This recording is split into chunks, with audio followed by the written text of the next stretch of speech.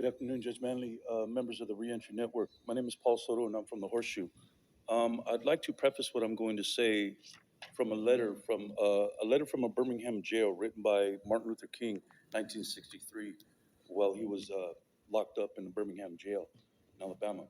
And I quote, "Actually, we who engage in the nonviolent direct action are not the creators of tension. We merely bring it to the surface, the hidden tension that is already alive. We bring it out into the open where it can be seen and dealt with, like a boil that can never be cured so long as it is covered up, but must be open with all of its ugliness to the natural medicines of light and air.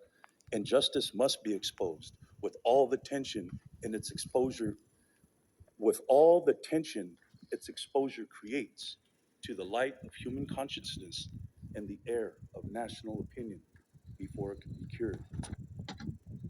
And I'm saddened by yesterday, there was a policy that was put in place with respect to the jails and the lives of Andrew Hogan and Juan Nunez.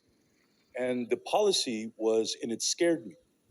The policy is that a guard is now tasked with administering first aid when necessary. That is a new policy now. So it raises questions. Number one, why was that not a policy to begin with? Number two, as human beings, do we really need a policy in order to administer first aid to a suffering human being, regardless of his status? These are legitimate questions that need to be asked within the context of this meeting.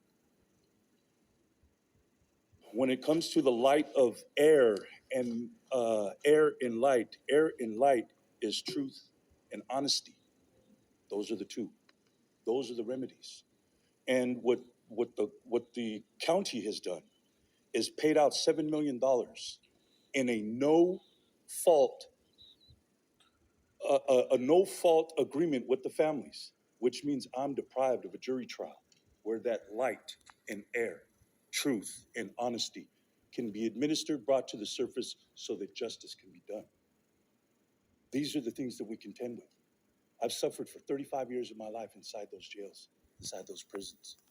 And you are tasked in order to do what it is to together, not us and you, not me and you, but us, and what we can do in order to really deal in a very humane, very compassionate way with the suffering that has gone on in those jails, because I've seen it and I still live with it every single day.